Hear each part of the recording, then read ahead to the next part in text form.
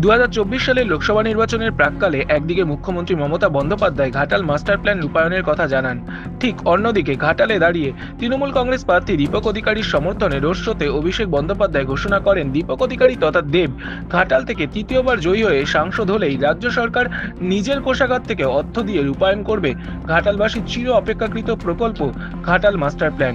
আর সেই মতোই 2024-এ তৃতীয়বারের জন্য সংসদে যান তৃণমূল কংগ্রেস প্রার্থী তথা অভিনেতা দীপক অধিকারী। বর্তমান সরকারের 2025 সালের পূর্ণাঙ্গ বাজেটে ঘাটাল মাস্টার প্ল্যানের বিষয়ে জানানো হয় এবং 500 কোটি টাকা বরাদ্দ করা হয়। বাজেটে 500 কোটি টাকা বরাদ্দ হওয়ার পর ঘাটালবাসীর মুখে হাসি ফোটে। আর এই বিষয় নিয়ে আজ সেচমন্ত্রী মানস ভুঁইয়া ও দেব সহ সরকারি আধিকারিকরা বিশেষ বৈঠক করেন। এবার দেব তথা দীপক অধিকারী আজকের বৈঠকের পর জানালেন ঘাটাল মাস্টার প্ল্যানের শিলান্যাস করবেন মুখ্যমন্ত্রী মমতা বন্দ্যোপাধ্যায়। ওনার থেকে তারিখ চাওয়া হবে, মুখ্যমন্ত্রী তারিখ জানালে সেই মতোই হবে শিলান্যাসের দিনক্ষণ ঘোষণা। কৃষকদের সাথে কথা বলছি, তাদের কি কি মাথায় কৌতূহল চলছে, তাদের কি কি ভাবনা চিন্তা চলছে। কেউ ভাবছে এখান থেকে নদী কেটে গেলে এখানে যদি বন্যা না হয়ে যায়, যেখানে বন্যা হচ্ছে না, তো সেই সমস্ত ইস্যুগুলোকে আমরা দেখছি এবং তার জবাব সেটা যে কারো ক্ষতি হবে না এই ঘাটাল মাস্টার প্ল্যানটা নিয়ে, সেইটা আমাদের কমিটির মেম্বারদেরকে বোঝানো হচ্ছে এবং তারা কাল থেকে আবার মাঠে নামবে এবং যে জিনিসগুলো যেখানে যেখানে আটকাচ্ছে মানুষের সঙ্গে কথা বলে সেই জিনিসগুলো সমাধান করার চেষ্টা করছে। তুমি তো রাজনীতি বোঝো, এই ঘাটাল লোকসভা কেন্দ্রে 7টা বিধানসভার মধ্যে 6টা টিএমসি জিতেছে। একটা ঘাটালকে জেতা, একটা বিধানসভা জেতার জন্য কোন সরকার, যে রাজ্য হোক বা কেন্দ্রীয় সরকার হোক, যে 1500 থেকে 2000 কোটি টাকা দেবে না, কিন্তু লোকসভা এটা তো মানুষ না, এটা তো সুস্থ রাজনীতির জয়।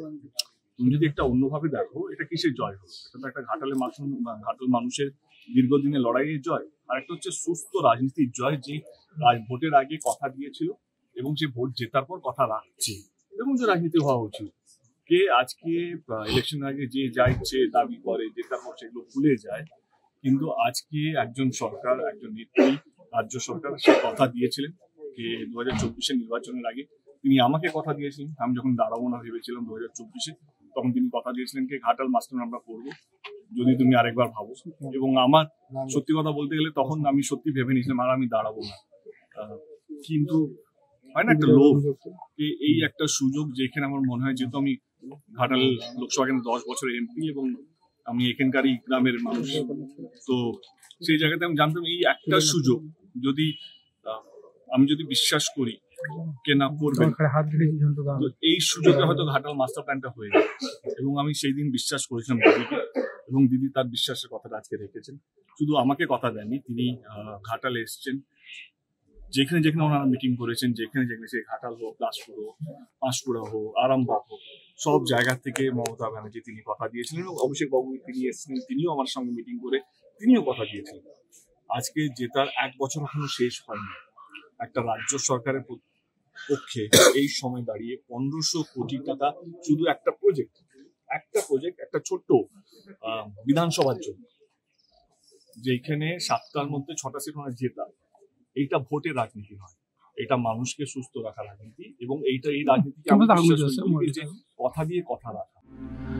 ঘাটাল থেকে নিজস্ব প্রতিনিধি রিপোর্ট, এনএম নিউজ।